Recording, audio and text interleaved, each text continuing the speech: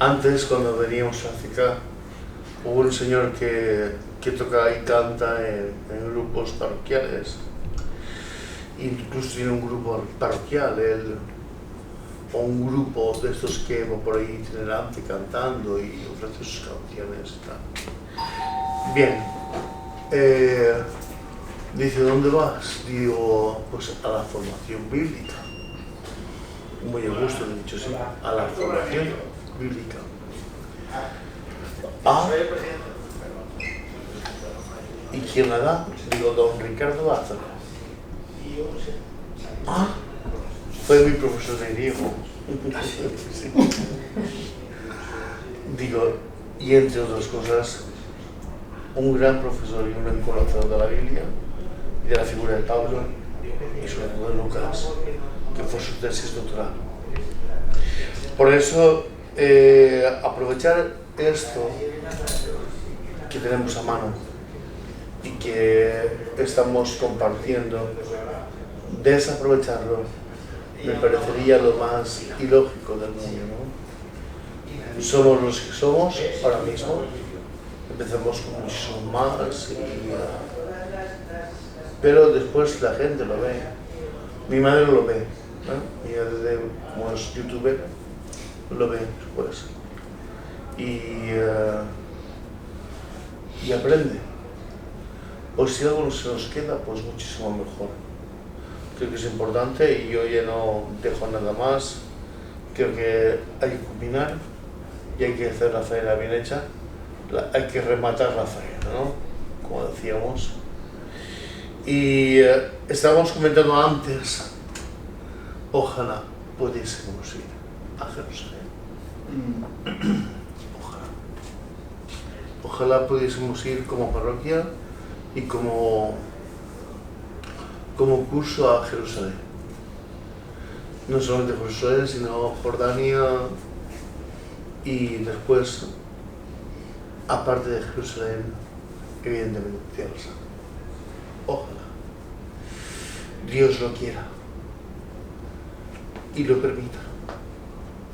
Eso significaría mucho poner un mundo en paz y además garantizar una seguridad que os aseguro que mucha gente ya la tiene.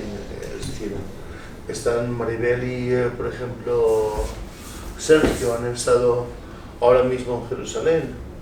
Están abriendo nuevas rutas, nuevos caminos, nuevas oportunidades para que los peregrinos podamos gustar de la Tierra Santa. Y digo gustar en el sentido bíblico, de amar Tierra Santa. No se lee la Biblia igual, no se leen estos textos igual, sin haber estado en los sitios donde acontecieron estas realidades que narra el Nuevo Testamento. Bueno, pues nada, amigo mío. Muy bien. Gracias por todo. Pues con este espíritu de tener en la mente, por un lado, Jerusalén, que es lo que va a mover las decisiones que toma esta primera iglesia de la que hablábamos en el último encuentro, en esta última sección del libro de los Hechos de los Apóstoles, que decíamos que parte de un texto muy importante que está en el capítulo 1, al comienzo del libro, en donde dice: recibiréis la fuerza del Espíritu y seréis mis testigos en Jerusalén, en toda Judea, en Samaria y hasta en los confines del mundo. Y así hemos llegado hasta hoy, siguiendo precisamente ese itinerario que en el comienzo del libro San Lucas, cuando escribe y cuando dedica este segundo libro a este ya famoso Teófilo, a quien le hace destinatario de su obra, ¿no? Muchos otros antes que yo emprendieron esta tarea, querido Teófilo, ¿no? Dice en el primer libro, y también en este segundo, al comienzo del libro de los Apóstoles, de los Hechos de los Apóstoles, cuando señala también como ya en mi primer libro, querido Teófilo. Y bueno, pues ahora llegamos, como digo, al final, en esta última sección que podríamos señalar aproximadamente a partir del capítulo 13, en donde Pablo llega a Antioquía, y toda esta última parte pues será precisamente esto, desde Antioquía, llegar de nuevo a Jerusalén, en una decisión que vamos a ver muy interesante, que precisamente por ser el mismo autor quien escribe, San Lucas, va a hacer depender el último tramo del primer escrito del Evangelio, precisamente ahí, en el capítulo 9, versículo 51, nos dice que girando su rostro hacia la ciudad santa y endureciendo las facciones de su cara, tomó la firme resolución de con sus discípulos subir a Jerusalén. Y ya hicimos una vez este ejercicio, si recordáis, con la muerte de Esteban, en donde estuve comparando todo aquello con la misma pluma, la de San Lucas, y al relatar la muerte de Esteban, San Lucas vuelve a contar la muerte de Jesús, ¿no? Haciendo que también Esteban, que morirá lapidado, muerte que según las fuentes judías hubiera sido el destino fatal, la condena a muerte que aquel Sanedrín habría decidido sobre Jesús, la lapidación. Y digo que va a ocurrir lo mismo ahora en este tramo final, que en el libro del Evangelio es muy claro, y ahí comienza en ese capítulo 9, versículo 51, el Evangelio de San Lucas tiene 24 capítulos, y desde el capítulo 9 hasta el final del capítulo 19, 10 capítulos enteros del Evangelio, nos encontramos, a mí me gusta decir, con un Jesús inédito, un Jesús del que no hablan ni San Marcos, ni San Mateo, ni San Juan, ¿no?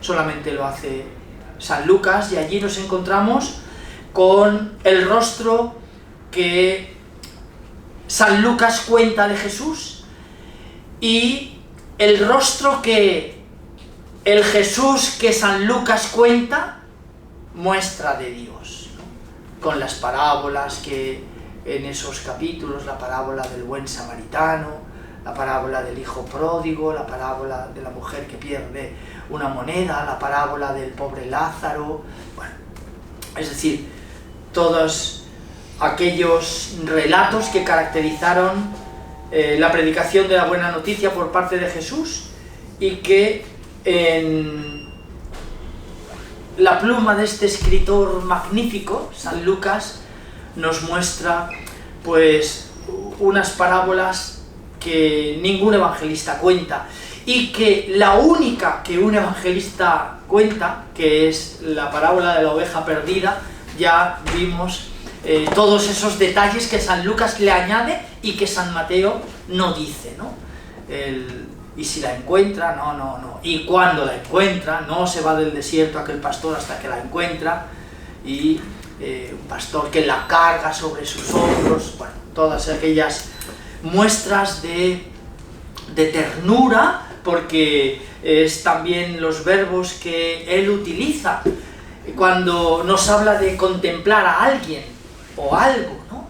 Esa mirada que hace que alguien se conmueva, ¿no? Con ese verbo tan poderoso, splagnistomai, que literalmente en griego significaría que se le hacen un nudo las entrañas y se le suben a la garganta y hace que uno no pueda articular palabra, y ese sea el término que pone en labios de aquel padre que sale a otear el horizonte para ver si por fin llegaba su hijo, o cuando aquel samaritano, después de haber pasado primero un sacerdote y luego un levita, que lo miran de reojo y enseguida giran la cabeza y dan un rodeo y pasan de largo, y sin embargo esta otra mirada que se enternece, ¿no? Hace que el corazón se llene de amor, de misericordia.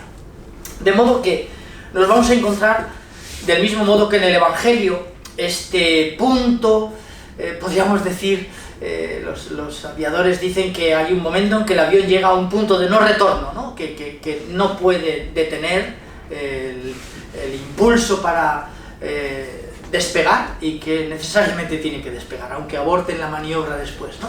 Bueno, pues ese punto de no retorno en el Evangelio es el capítulo 9, versículo 51, en donde Jesús, que sabe que lo van a matar si sube a la ciudad santa, decide subir con sus discípulos a celebrar la Pascua, ¿no? Y aquí, como digo, nos vamos a encontrar con algo parecido.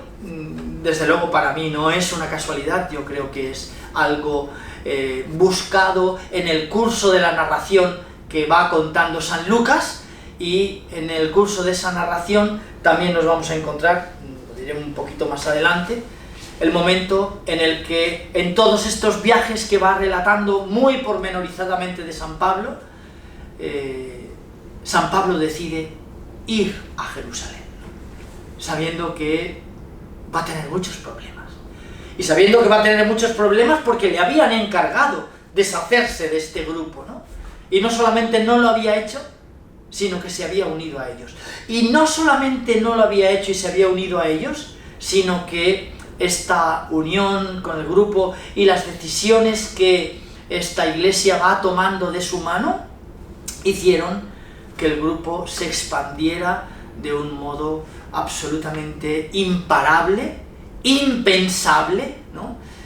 Y probablemente Pablo pensaría que si iba a la ciudad santa y se encontraba con sus antiguos correligionarios fariseos, que habían puesto en él tantas esperanzas de acabar con esta, en palabras del historiador Tácito, el historiador romano, esta terrible superstición, refiriéndose a lo que estos seguidores de Jesús estaban expandiendo, ¿no?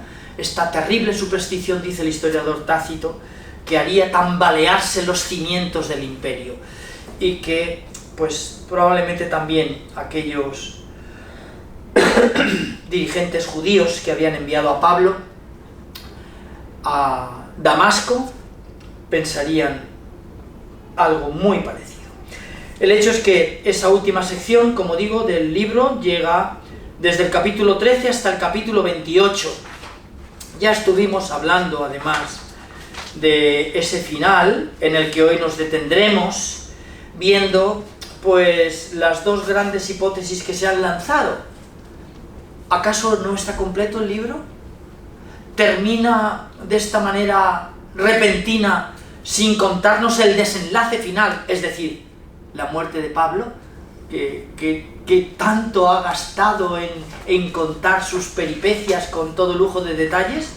¿O era una muerte que no se podía narrar? Veremos que esta es otra de las hipótesis lanzadas en los últimos años, ¿no?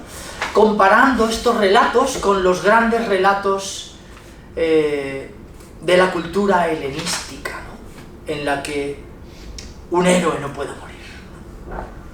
Un héroe no puede morir. Y aunque se aluda a su muerte y a la proximidad de su muerte, parece que el héroe tiene que sobrevivir, ¿no? Para mostrar precisamente esa condición de héroe. Y desde luego, si algo parece también evidente en la pluma de San Lucas, en este segundo libro dedicado a Teófilo, es que aquel judío, Saulo, era un héroe para aquel movimiento de hombres y mujeres que se lanzaron a las calles a pesar de saber que su vida corría serio peligro de muerte, y pues aquel serio peligro de muerte se hizo realidad para todas ellas y para todos ellos. Pero esto no fue un obstáculo para hacer que se lanzaran a las calles a proclamar la palabra de aquel profeta nazareno que había conmovido sus corazones y les había hecho también a ellos abandonar sus tareas, sus casas, sus familias y lanzarse a la calle detrás de las huellas de aquel profeta de Galilea. En esta última sección, la buena noticia, nos dice San Lucas, ha calado profundamente y lo ha hecho en un ámbito inesperado, ¿no? ¿Por qué? Pues porque donde ha calado profundamente es ante personas que provenían del paganismo, no ante lo que hubiera sido el desarrollo y el desenlace que cabría haber esperado, ¿no? La conversión de los judíos. De hecho, bueno, pues vemos cómo San Pablo no ceja en este empeño, y lo primero que hace al llegar a cualquier lugar es dirigirse a la sinagoga, ¿no? Antes de dirigirse a cualquier otro sitio, ya estando enfrentado con la sinagoga y desde luego con los dirigentes de ella, ¿no? La buena noticia, digo, ha calado en el corazón de los paganos, por eso a Pablo se le conoce universalmente con ese sobrenombre, el apóstol de los paganos, ¿no? O con terminología bíblica, el apóstol de los gentiles, ¿no? Entendiendo por gentil precisamente esto, y no la acepción que el diccionario, nuestro diccionario de la Real Academia, da a esta palabra como el de una persona amable, ¿no? con los demás, los paganos. Pero esto no se hizo sin problemas, ¿no? Precisamente hoy en esta reunión a la que aludía Gonzalo, en la que también ha estado Sergio, que nos acompaña en todo, dejando una muestra gráfica de todo lo que en la facultad sucede y también fuera de la facultad. Y allí se ha hablado de uno de los directores del próximo simposio de teología, el 21º simposio de teología que celebrará nuestra facultad, sobre la comunión y la sinodalidad en la vida y en la misión de la Iglesia. Y bueno, cuando estaba presentando, yo ya estaba pensando en la comunicación que voy a presentar, evidentemente, sobre este libro de los Hechos de los Apóstoles y la sinodalidad, ¿no? En este encuentro que San Lucas relata en el capítulo 15 del libro de los Hechos de los Apóstoles, el llamado Concilio de Jerusalén, o el Sínodo de Jerusalén, que reunió a los cristianos, a los seguidores de Jesús, para tomar una decisión muy importante. Bueno, pues digo que esta expansión del cristianismo y este arraigo de la buena noticia entre los gentiles no se hizo sin dificultades, y una de las grandes dificultades fue precisamente la de que, pues, los llamados judaizantes, como era el mismo Bernabé, ni más ni menos que el dirigente de aquella comunidad cristiana de Antioquía, ¿no? Y judaizantes eran también todos los que, como también Pablo, estaban circuncidados y por lo tanto vinculados con la ley de Moisés. Para muchos, esta decisión que había tomado la comunidad de abrir las puertas a alguien que no estaba circuncidado y por lo tanto no estaba, por decirlo con una frase legal, sometido a la ley de Moisés y por lo tanto a todas las prescripciones judías de la Torá, ¿no?, que encontramos en los primeros libros de la Biblia. Por lo tanto, todos estos judeocristianos, desde luego los que viven en Jerusalén, pero también en Antioquía había judeocristianos, ¿no? Y aquella decisión no fue fácil, una decisión que finalmente se asumiría, como veremos ahora, en este Concilio de Jerusalén. De modo que una gran parte del final del libro, del capítulo 13 al capítulo 28, por lo tanto la mitad del libro dedicada a este momento final. Y bueno, pues allí Pablo está acompañado por varios discípulos: Bernabé, Timoteo, Silas. A veces este nombre parece confundirse con Silvano, que aparece también en otras, sobre todo en cartas de las que escribe Pablo. Aquí en el libro de los Hechos, desde luego escuchamos este nombre, Silas. Se convierte en el protagonista de esta misión entre los paganos, emprende largos viajes, algunos de ellos pues hemos hecho juntos, 2 de ellos hemos hecho juntos, el primero y el último, el de la muerte, que fue el último que hicimos, y el primero que nos llevó por tierras de la actual Turquía, de la antigua provincia de Asia Menor, visitando lugares emblemáticos del cristianismo primitivo como aquella ciudad de Éfeso, extraordinaria, en donde veremos hoy que se detiene. Emprende largos viajes entonces para anunciar el Evangelio, una vez tomada esta decisión de, yo creo que probablemente San Pablo muy pronto se daría cuenta de que el futuro estaba en esta estrategia de anunciar el Evangelio a personas que no habían oído hablar de la tradición judía. En cualquier caso, como digo, nunca dejó de anunciar el Evangelio en la sinagoga en primer lugar.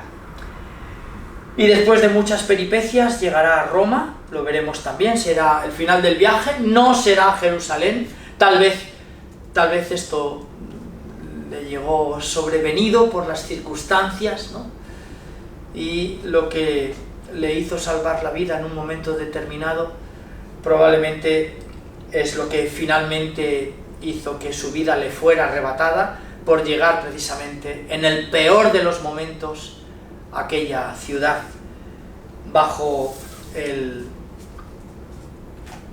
mandato del emperador Nerón, que había con aquel altercado acusado precisamente a los seguidores de Jesús de los disturbios en la ciudad santa. Ya hablamos algo de esto en nuestro último encuentro.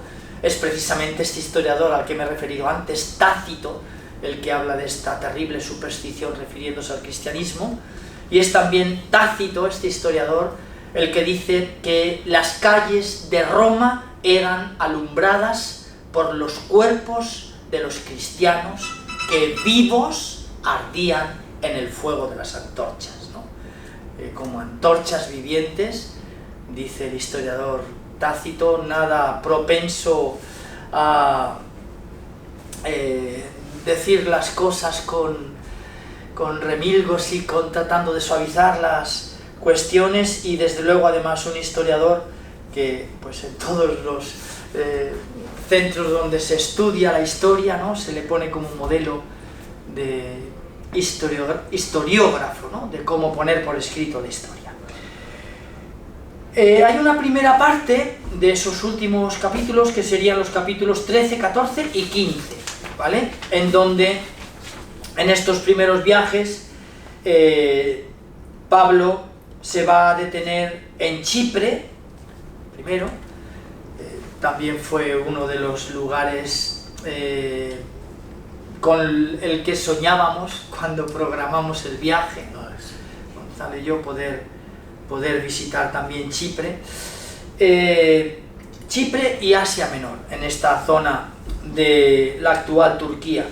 Este viaje misionero que emprenden Pablo y Bernabé, y que es el primero, decididos a proclamar el Evangelio, ¿no?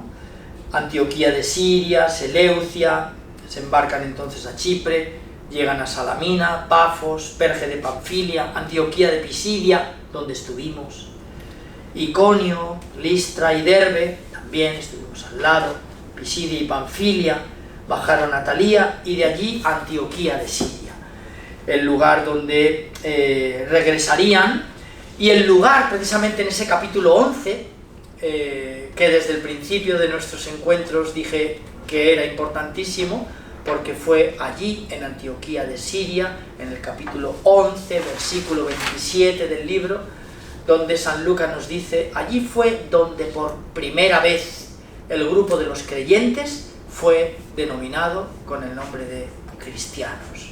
cristianoi en griego, ¿no? Es decir, los que siguen al ungido, es decir, los que siguen al Cristo, ¿vale? Los seguidores del Cristo, los que proclaman que aquel profeta de Galilea es el Mesías de Dios, el que tenía que venir, el ungido. En estos 3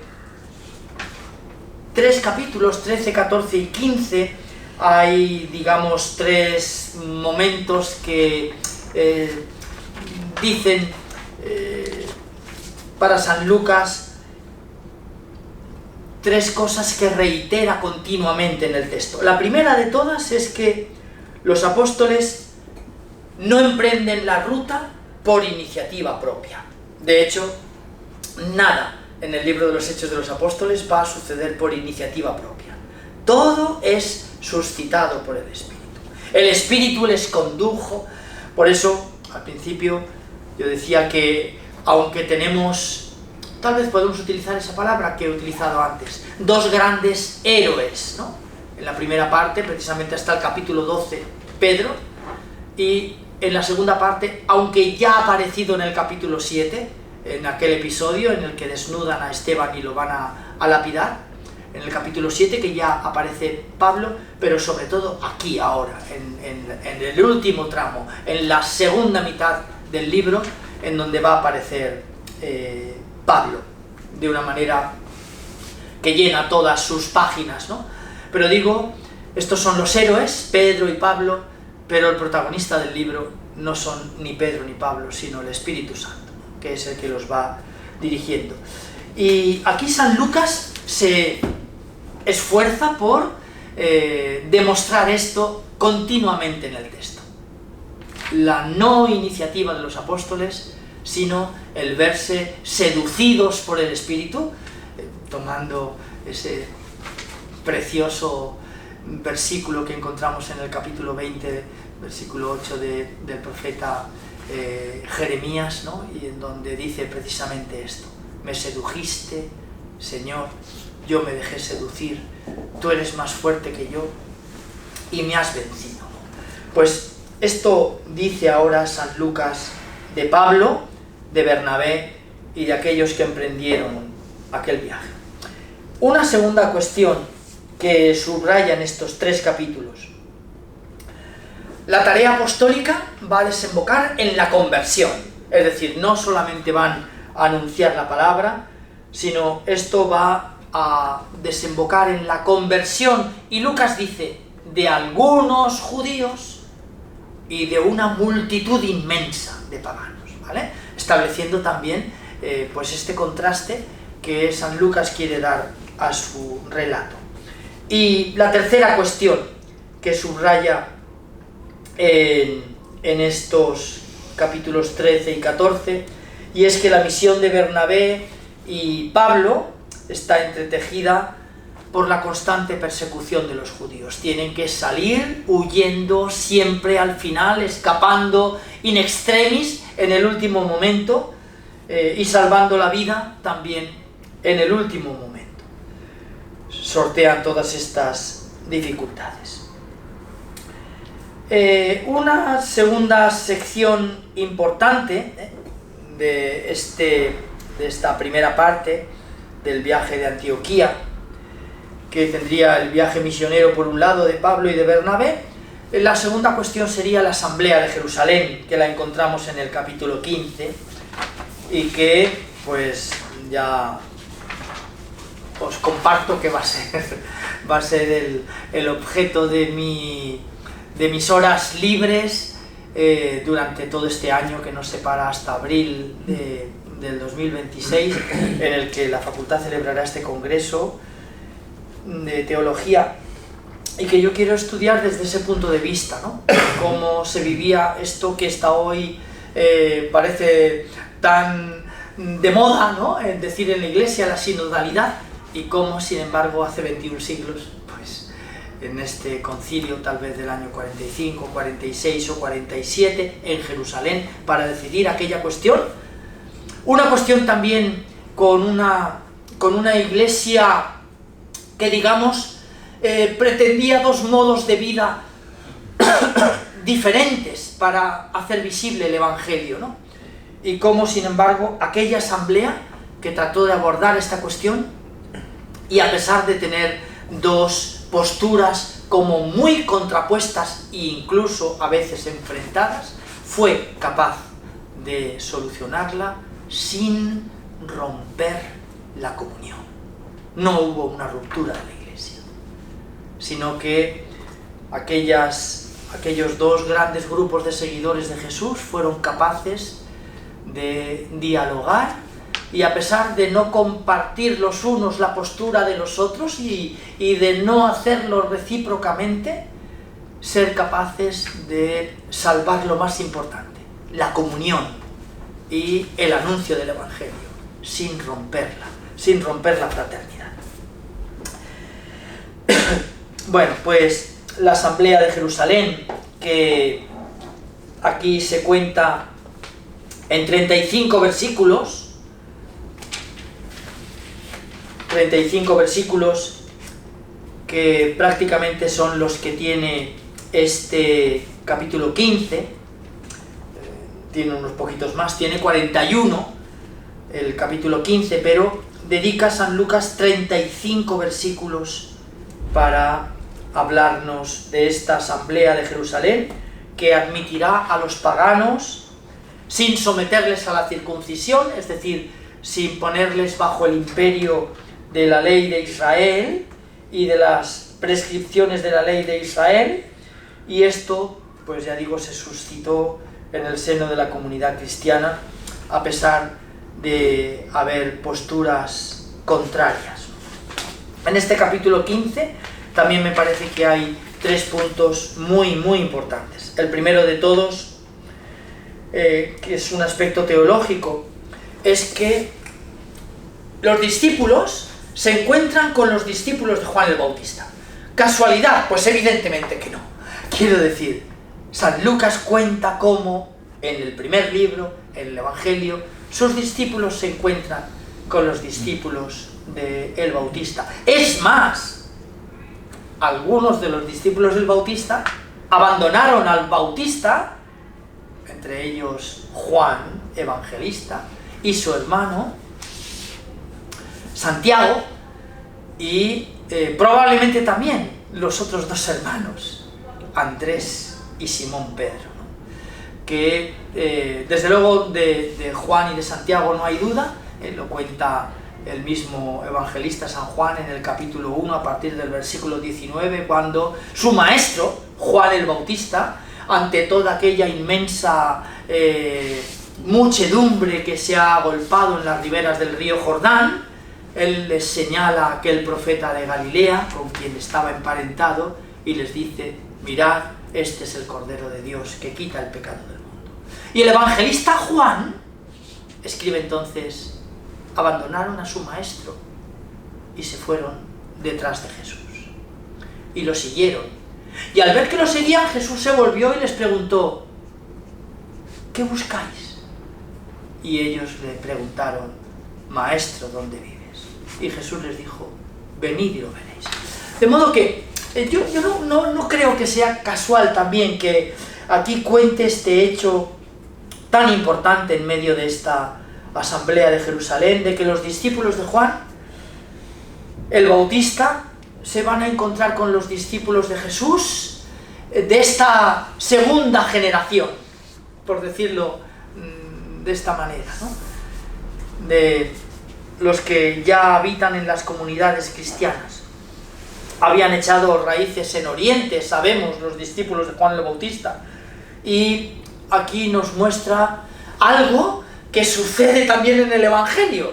El Bautista tenía discípulos y por lo menos Juan y Santiago se van detrás de Jesús. Y aquí San Lucas nos va a decir que Pablo les explicó a los discípulos del Bautista la verdad del Evangelio, los bautizó en nombre de Jesús, les impuso las manos para que recibieran el Espíritu Santo y se unieron al grupo de los creyentes en Jesús. Bueno, pues tal vez se podría hacer un estudio, creo que sería muy fructífero, de todos estos paralelismos tan evidentes, ¿no?, y tan relevantes que encontramos en el evangelista San Lucas, en el primer libro y en el segundo libro, con cuestiones que son cruciales, como la primera que he contado de todas, aquella que hace que la sección del viaje en el Evangelio, cuando Jesús, volviendo su mirada a la ciudad santa, tomó la resolución de subir a Jerusalén con sus discípulos a celebrar la Pascua, y aquí también lo hará Pablo. De modo que estas cuestiones importantes. Esta es la primera. Hay una segunda cuestión también importante en la estancia de Pablo en Éfeso. La conocemos como la rebelión de los orfebres, ¿no?, de los orfebres que esculpían y modelaban figuras de ídolos, ¿no?, de ídolos, porque aquel lugar estaba lleno de adeptos a las religiones mistéricas griegas que hoy conocemos bien, los misterios de Eleusis, las religiones órficas, ¿no?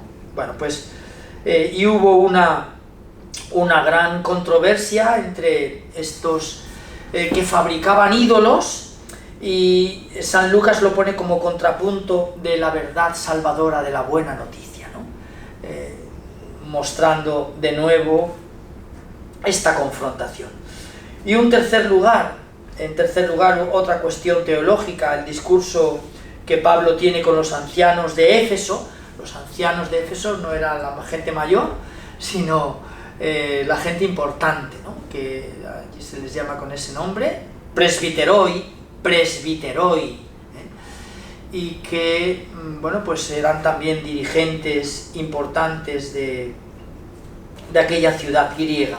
Y el apóstol les recuerda su inquebrantable fidelidad al Evangelio y anuncia, pues, que está dispuesto a ir hasta la muerte por anunciar esta buena noticia de Jesús, Evangelion, que es lo que significa ese nombre, ¿no? Y que es una palabra que se tomó de un término pagano. El Evangelion era el mensaje del mensajero, es decir, el ángelos griego, el que llevaba un mensaje, normalmente era el mensaje de que una victoria se había ganado una ciudad, se había conquistado un territorio, y el mensajero traía este Evangelion, esta buena noticia, ¿no? Y bueno, pues ese es el término que nos encontramos desde luego en el Nuevo Testamento, aunque ya dijimos también en otro de nuestros encuentros que no es un término inventado por San Marcos, el primer evangelista que escribe, sino que ya el profeta Isaías había hablado precisamente en el siglo VI a.C., en este llamado libro de la consolación, o el libro del segundo Isaías, que comienza precisamente con esas palabras: consolad, consolad a mi pueblo, y nos habla de este: yo soy la voz del que anuncia en el desierto, proclamad la buena noticia, ¿no? Evangelices. Bueno, digo que a partir de aquí se abre, a partir de esta asamblea de Jerusalén, una nueva sección del libro que nos llevará a, pues, Jerusalén, la estancia en Jerusalén, la llegada a Jerusalén, que marca el comienzo de una nueva etapa en la vida de Pablo, y que, bueno, podemos dividir también en tres partes: la estancia en Jerusalén, que serían los capítulos 21, 22 y 23, luego la residencia en Cesarea Marítima, otra ciudad preciosa de la costa de Israel, de la costa de Palestina, y por último un viaje hasta Roma, ¿no? Un viaje hasta Roma en donde, pues, Pablo encontrará la muerte, ¿no? Y aquí, pues, nos encontramos con esta decisión que va a subrayar el evangelista Lucas, la decisión de, tras escuchar de labios del profeta Agabo las adversidades que le aguardaban en Sion, pues él decidió subir a la ciudad santa.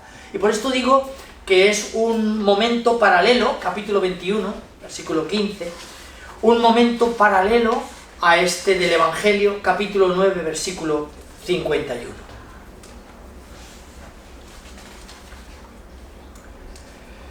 Entre medias hay algo que he saltado, pero es que estoy viendo que el reloj va demasiado deprisa y no podemos detenernos en exceso, pero en su viaje, en un segundo viaje, el que nos falta, el de la parte griega, y sobre todo que llega a la capital de Grecia, Atenas, y en donde nos encontramos con un discurso extraordinario, ¿no? Pablo, de pie en medio del Areópago, dijo: atenienses, veo que sois en todo extremadamente religiosos. Bueno, y les cuenta todo aquello. He estado paseando por las calles de vuestra ciudad y he visto en qué gran estima tenéis a vuestros dioses, que erigís estatuas en su honor, ¿no? Y he pasado por todos estos rincones de vuestra ciudad, he visto estatuas dedicadas a la diosa Venus, bueno, y se encuentra con aquella otra que ponía simplemente una inscripción a los pies que decía: al Dios desconocido, ¿no? Y él aprovecha todo esto para hablarles de Jesús. Bueno, es cierto que aquel discurso no terminó bien, porque le dijeron que de la resurrección de Jesús ya le escucharían en otro momento, pero hizo que se tragaran todo el discurso con este comienzo, ¿no? Que es un modelo que, ojalá sea así, se estudie en todos los cursos de oratoria de la faz de la tierra, ¿no? Porque con este primer momento que pues Demóstenes, Lisias en la literatura griega o Cicerón en la literatura romana, latina, denominaban la captatio benevolentiae, ¿no? El apresar el entendimiento de los que te están escuchando con algo que nos espera, ¿no? Y claro, nadie se esperaba este comienzo de aquel seguidor de Jesús, ¿no? Que empezara alabándoles en todo, ¿no? Y diciendo pues lo tan religiosos que eran, para después hablarles de la resurrección de Jesús, ¿no? Bueno, digo que he saltado toda esta parte para llegar ahora aquí. Llega a Jerusalén, toma esa decisión ante aquellas palabras del profeta Agabo, que le predice que en Sion le esperaba un gran contratiempo, ¿no? Después de estos días, hechos los preparativos del viaje, emprendimos la subida a Jerusalén. Nos acompañaron algunos discípulos de Cesarea, que nos llevaron a casa de un cierto Nasón de Chipre, antiguo discípulo, donde nos habíamos de alojar. Cuando llegamos a Jerusalén, los hermanos nos recibieron con agrado. Bueno, y ahí cuenta todas estas peripecias, pero a mí, más allá de los detalles que cuenta del viaje, es el cuidado que el evangelista Lucas tiene en establecer este paralelismo que encontramos al final del ministerio público de Jesús, cuando ya ha tenido un éxito. Tanto es así que la teología, para referirse a ese éxito, hablan de una primavera galilaica. La primavera en Galilea, no refiriéndose a la estación del año, sino diciendo que el mensaje de Jesús había tenido, pues eso, un florecimiento absoluto en todas las ciudades del entorno del lago de Galilea. Pero ahora ya está dicho todo, y en todos esos lugares, y decide subir a Jerusalén, nos dice San Lucas en el Evangelio, y aquí Pablo decide hacer lo mismo. Ha sido un éxito, un viaje y otro viaje, un éxito con multitud de conversiones y con multitud de paganos que se han unido a la iglesia, pero decide subir a Jerusalén, a pesar de, no solo por lo del profeta Agabo, sino por lo que su inteligencia, me imagino que le haría intuir, sabía que se avecinaban problemas. La estancia en Jerusalén también para mí recoge 3 momentos significativos. El primero de ellos es que Pablo, como sucede muchas veces en su ministerio, encuentra el enfado de los judíos ante sus palabras al hablar de Jesús. No podemos olvidar que, bueno, pues para muchos de estos judíos seguían a alguien que era en realidad no el Mesías, sino un usurpador, ¿no? Un falso profeta, por aquello que habían decidido condenarlo a muerte. Una segunda cuestión de este momento del viaje a Jerusalén es que el apóstol va a utilizar esa habilidad oratoria, ¿no? De saber esquivar los problemas, mostrando y ganándose a por lo menos la mitad, pero la mitad mayoritaria de la gente que le está escuchando, siempre, ¿no? Y bueno, pues un tercer momento aquí en Jerusalén, que va a ser el desencadenante final del libro.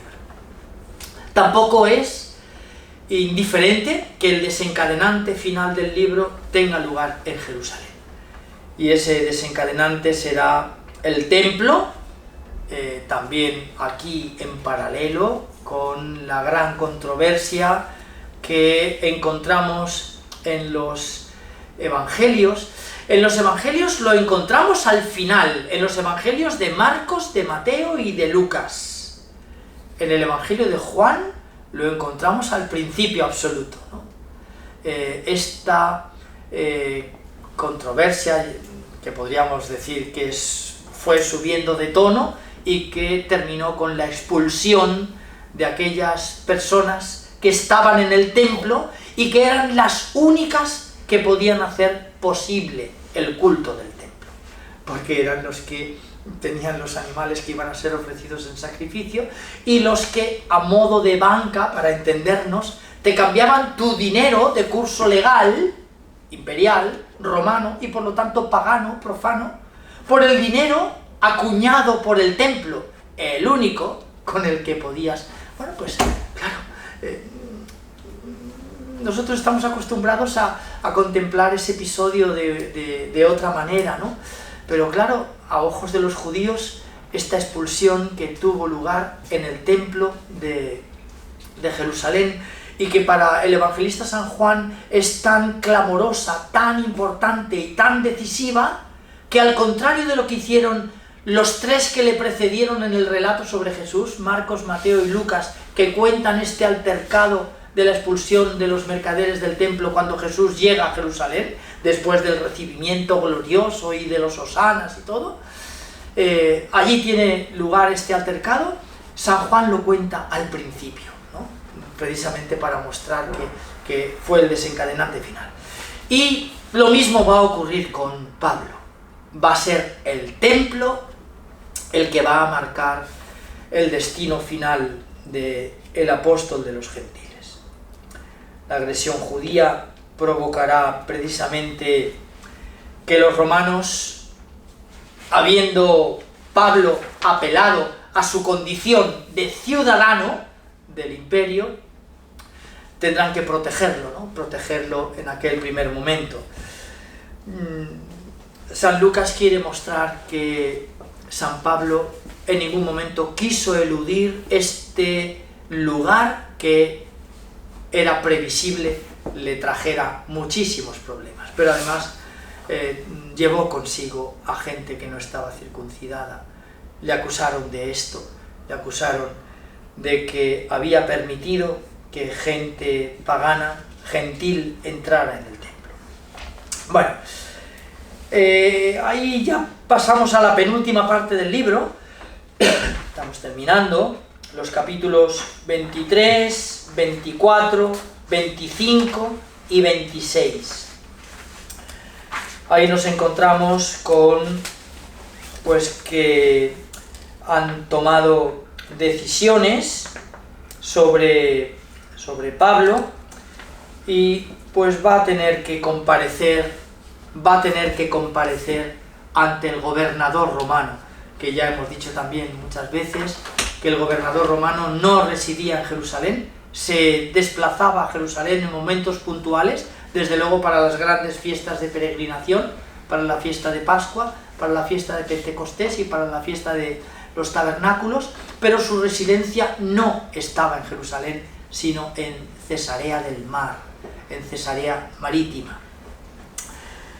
Lisias, aquel tribuno romano que salva la vida en aquel momento en el templo a aquel ciudadano que ha apelado a su condición de ciudadano romano porque querían lapidarle, y Lisias ordena que un fuerte contingente militar escoltara a Pablo hasta Cesarea, un fuerte contingente porque quería salvar su vida, por lo menos hasta la comparecencia, ¿no?, ante Cesarea.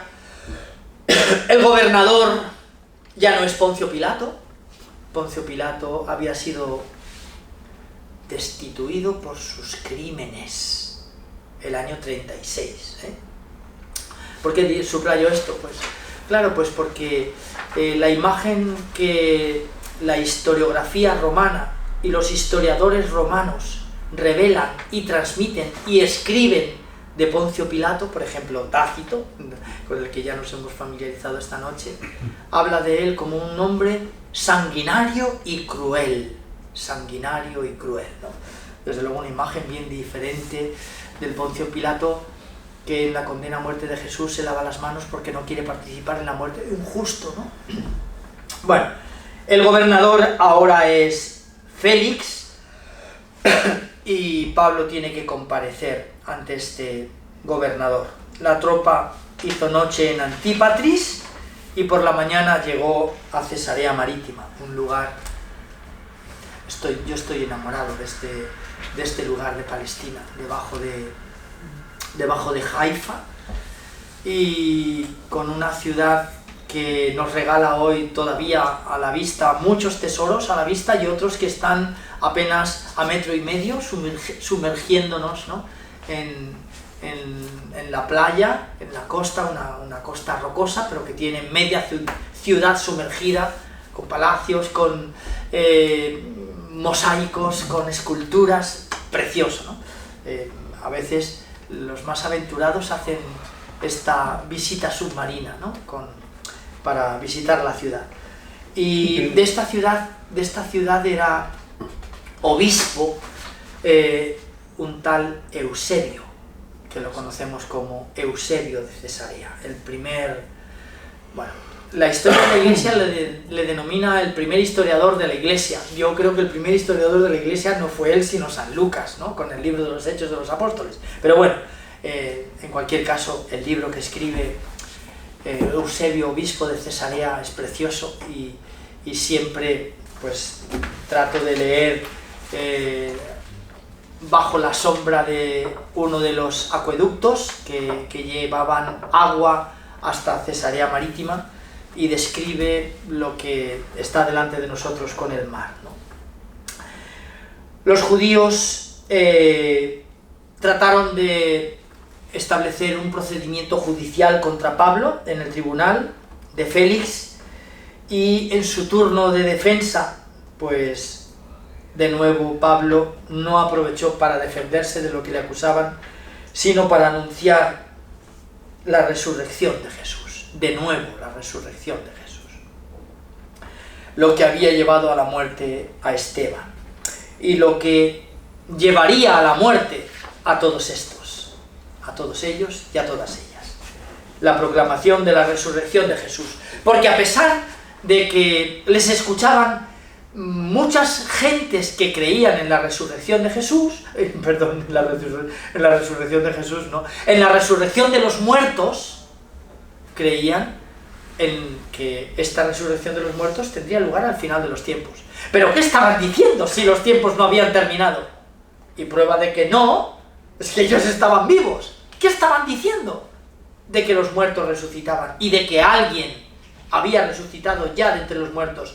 Y no solamente alguien había resucitado ya de entre los muertos. Quien había resucitado ya de entre los muertos como primicia de los que duermen en el lugar de los muertos y de los que resucitarán, era este profeta de Galilea, que había sido condenado por falso profeta, por las autoridades de Israel, ¿no? De modo que podemos imaginar que aquello no solamente no fue un discurso de defensa que el acusado emprendió, ¿no? Sino que fue algo que todavía complicó más la cuestión. El gobernador Félix fue sustituido por el gobernador Porcio Festo, que continuó con el proceso de Pablo, que estaría allí 2 años encarcelado. Allí en Cesarea Marítima hay también pruebas arqueológicas, lápidas, ¿no?, que nos hablan de esto y del lugar, y es extraordinariamente importante. Porcio Festo, que estaba el nuevo gobernador deseoso de congraciarse con los judíos, porque al fin y al cabo pues tenía que gobernar aquella provincia romana, ¿no? ¿Y cómo congraciarse con ellos? Pues ni más ni menos que ensañarse con Pablo, ¿no? Y entonces le haría comparecer ante el tribunal, no sé si con conocimiento de causa, de que aquel momento era el menos deseado por nadie para ir a Roma, por los problemas que estaban teniendo. Digo que Porcio Festo, el gobernador deseoso de congraciarse con los judíos, hizo comparecer a Pablo ante Agripa, este rey judío títere, sostenido por Roma, ¿no? Y se valió de esa comparecencia también de nuevo para anunciar la buena noticia ante los nobles judíos. Acabó el discurso y el gobernador romano ya no tuvo, dice San Lucas, más remedio que enviarlo a Roma para ser juzgado por el tribunal imperial. Esta sección, esos capítulos 23, 24, 25 y 26, Pablo primero ante el Sanedrín, es decir, el consejo judío, Pablo es conducido a Cesarea, Pablo ante el gobernador Félix, capítulo 24, Pablo en la prisión de Cesarea, como digo, en donde estaría 2 años, Pablo que apela al César, Pablo ante el rey Agripa, estamos en el capítulo 25, capítulo 26, el testimonio del rey Agripa. Y aquí hay sobre todo 2 cuestiones importantes que San Lucas subraya en estos capítulos de los Hechos de los Apóstoles. La primera es que los romanos casi como que pretenden auxiliar a este ciudadano romano, quitándolo de las garras de los judíos, ¿no?, que habían decidido terminar con su vida.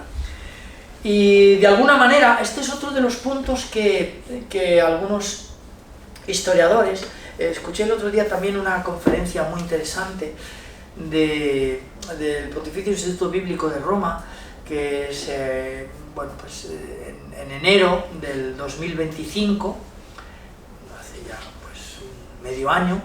En enero del 2025 hubo un curso de actualización para los profesores de Sagrada Escritura, dedicado a la historia de Israel y dedicado a la historia romana, y habló un profesor Spadaro, especialista en derecho romano, y bueno, pues va a publicar, estoy deseando que lo haga, va a publicar un libro de los Hechos de los Apóstoles desde el derecho romano, ¿vale?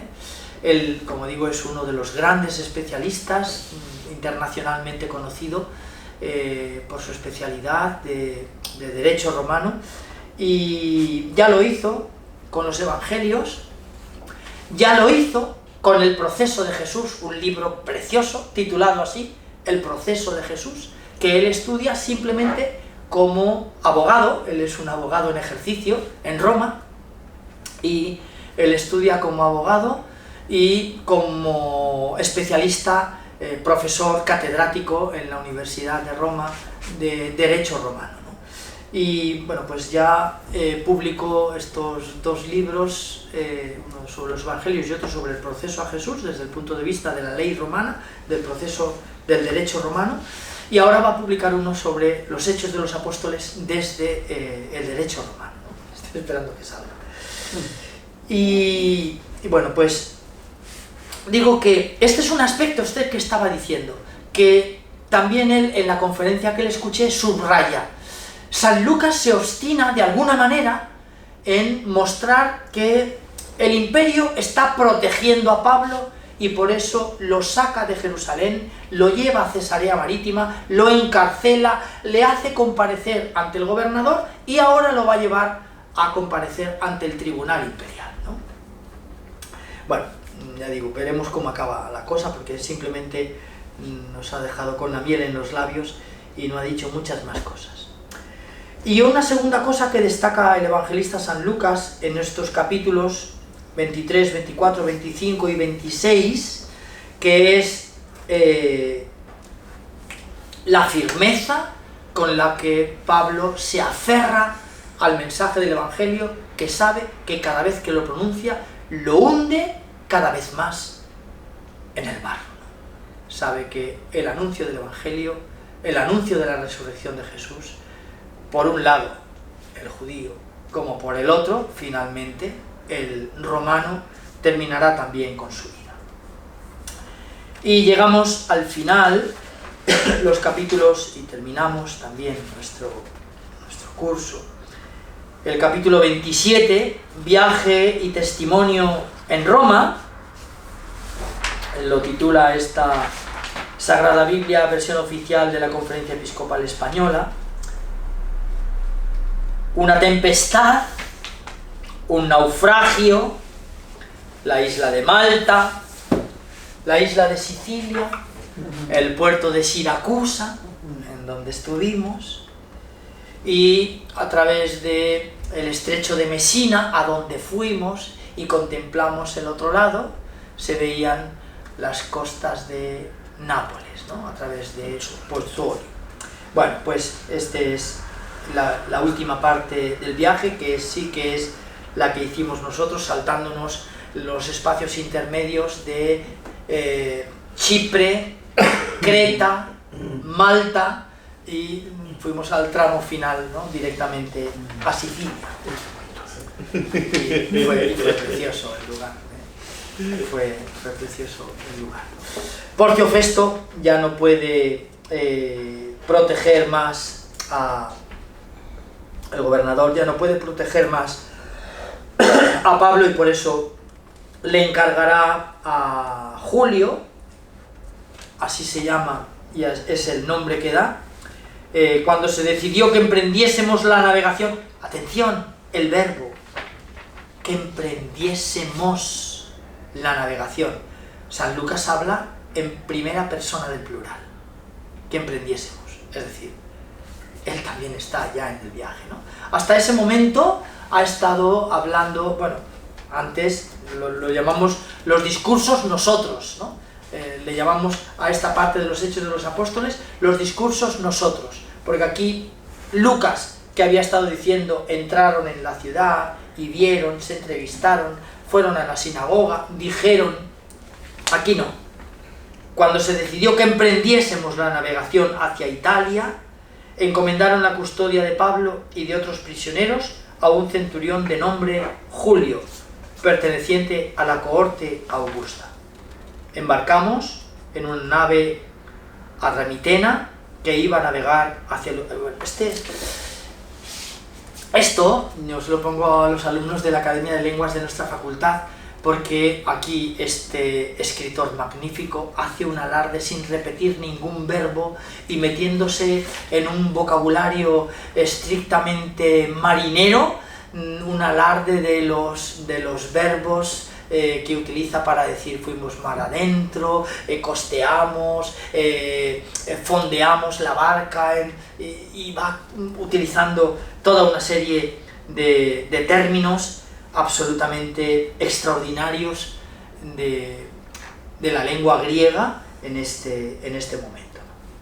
Bueno, Julio es el custodio de Pablo, está encadenado con él, lo lleva encadenado junto a él en su viaje hasta Roma, con la cuerda de los presos en una nave, y bueno, pues le acompañaron algunos discípulos. El navío, nos dice San Lucas, atracó en Sidón, y Julio permitió que Pablo fuera a visitar a algunos amigos.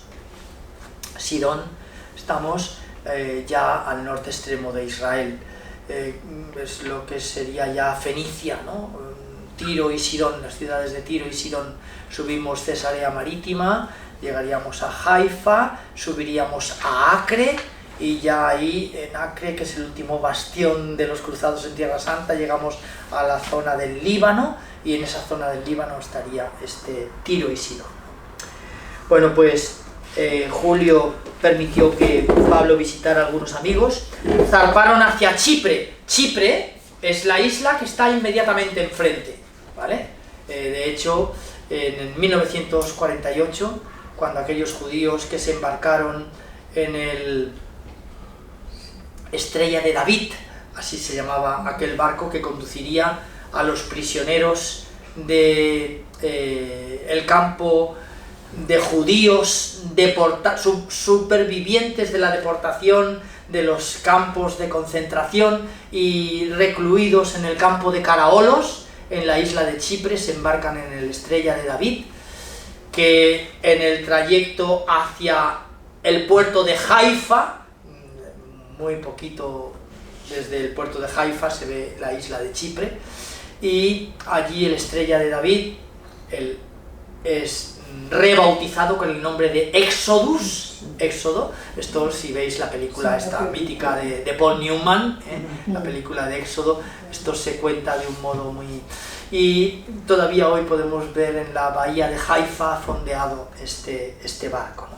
Bueno, pues nos dice que se embarcaron hacia Chipre, atravesaron el mar de Cilicia y Panfilia, se embarcaron de nuevo en un barco alejandrino hasta llegar a Cnido, y allí dice el mar comenzó a embravecerse cuando costearon la isla de Creta. Es la siguiente isla que encontramos en el Mediterráneo.